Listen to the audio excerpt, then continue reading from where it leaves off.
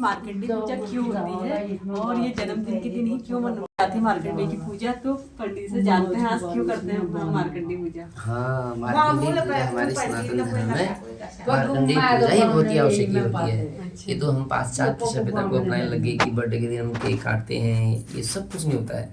Birthday के दिन जो जन्मदिन होता है उस दिन ना, तो जन्मदिन के दिन जो है भगवान मार्कंडेय की पूजा की जाती है, अपने इष्ट देवताओं की पूजा की जाती है, अपने बच्चों की दीर्घायु के लिए, सद्बुद्धि के लिए मार्कंडेय पूजा की जाती है। मार्कंडेय मुनि एक जब छोटे से बालक थे ना, उनकी आयु कम थी। उनकी आयु कम थी तो 5 वर्ष की उनकी आयु कही जाती थी। तो उनकी आयु कम होने के कारण से उनको पता चल गया कि मेरी आयु कम है। तो वो जो है ब्रह्मा जी के पास गए, अपना मुँह छुपा करके। तो ब्रह्मा जी के पास गए तो ब्रह्मा जी को प्रणाम किया, तो उन्होंने आयुष्मान भव का उसको वरदान दे दिया। ठीक है ना। तो जब उन्होंने देखा तो इसकी तो आयु कम है, तो मैंने तो इसको वरदान दे दिया, तो अब कैसे होगा। तो उन्होंने फिर भगवान शंकर के पास गए मार्कंडेय मुनि, अपने आप को अपना दीर्घायु बनाने के लिए भगवान शंकर की इतनी आराधना कर दी उन्होंने। तो भगवान शंकर ने उनको आशीर्वाद के रूप में उनकी इतनी बढ़िया पूजा कर दी, इतना तपस्या कर दी।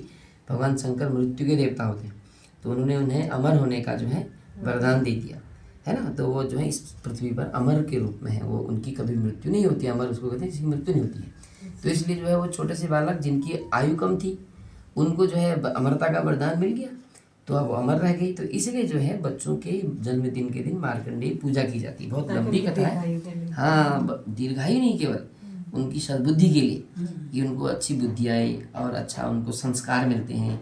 आप भी अपने बच्चों की तो मार्कंडेय पूजा कराओगे तो बच्चे सीखेंगे। हमारे मार्कंडेय पूजा करते थे माँ बाप, कल इनके बच्चे होंगे तो ये भी अपने बच्चों का करेंगे कि हमारे माता पिता मार्कंडेय पूजन करते थे।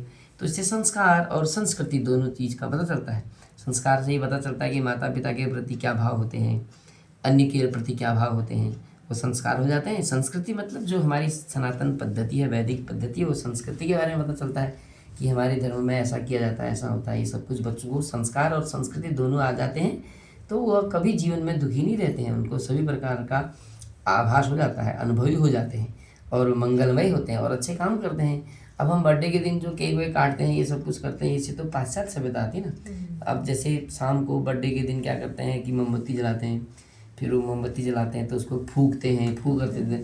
हमारे पुराने समय के लोग कहते थे दिए को फूंक करके नहीं बुझाते हैं, हाथ से बुझाते थे, जो कोई इस टाइप से होते थे है ना। तो अब उसमें फूंक कर देते हैं हम पहले ही, वो दिया जला करके वो करके, तो वो कितना गलत है, वो बहुत ही गलत है ना। तो उससे तो वो जो है मतलब उससे होता भी कुछ नहीं है, बट लेकिन क्या है कि एक ऊर्जा होती है ना, सकारात्मक और नकारात्मक ऊर्जा होती है। उससे क्या होता है, नेगेटिव ऊर्जा जो होता है एक्टिव हो जाती है, तो उससे नेगेटिविटी आ जाती है। काम ऐसा करेंगे जिससे कि हमें पॉजिटिव हमें ऊर्जा मिले। दिया को उसको बुझाना नहीं है। हमारे वहाँ जब अपने पितरों का श्राद्ध करते हैं तो उसमें दिया बुझाया जाता है, उसको भी फूंक करके नहीं बुझाते हैं, उसको भी हाथ से बुझाते हैं, है ना। तो ऐसा नहीं, तो जन्मदिन के दिन मोमबत्ती जलाते हैं, उसको फूंक करके बुझाना, ये सब कुछ ये सब गलत है ना। तो इसलिए हमारी जो पद्धति है, इस दिन जो है भगवान की पूजा की जाती है, अपने इष्ट देवता की पूजा की जाती है, गणेश जी की पूजा की जाती है, फिर मार्कंडेय जी की पूजा की जाती है, फिर हाथ में कंकड़ बांधा जाता है दीर्घायु बच्चे के, दीर्घायु के लिए, सद्बुद्धि के लिए। उसको माता दूध पिलाती है, जैसे अभी आपने पिलाया था, है ना, कि वो उसके बाद जो है तब बच्चे के हाथ में रक्षा धागा बांधा जाता है। तो ये सब कुछ किया जाता है। तो हमारे इष्ट देवता भी प्रसन्न होते हैं। वर्ष में बच्चे के जन्म दिवस के दिन उनकी पूजा भी हो जाती है और भगवान सभी देवताओं का नाम भी आता है और ये सब कुछ बढ़िया हो जाता है। इससे जो है पॉजिटिव ऊर्जा का जो है प्रभाव हमारे घर के अंदर होने लगता है। तो इसलिए जो है ये जो कर्म किया जाता है, तो ऐसे सत्कर्म करने चाहिए। ये जो मार्कंडेय पूजा है, मार्कंडेय पूजा का अपने आप में बहुत बड़ा विधान होता है ना। तो ये मार्कंडेय पूजा तब तक, जैसे अभी दूध, इसमें भी बहुत लंबी विधि से होता है ना।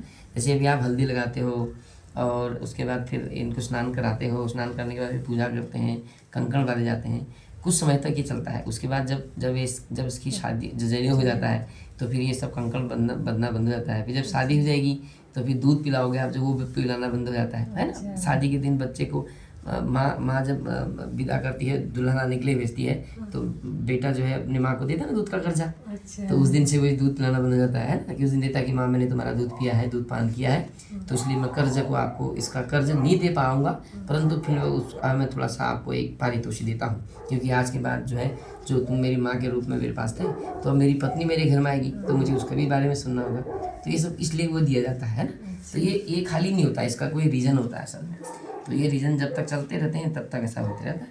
तो ये चीज़ होती है, इसका मतलब ये होता है। ठीक है, ठीक है पंडित जी, धन्यवाद। तो गाइस पंडित जी ने बता दिया कि मार्कंडेय पूजा हम लोग क्यों करते हैं, तो इसीलिए कोशिश करिएगा कि जब भी बच्चों का जन्मदिन हो तो आप लोग मार्कंडेय पूजा या फिर छोटा पाठ वगैरह कुछ भी, लेकिन भगवान जी का नाम लेना बहुत ज़रूरी है जी ये है।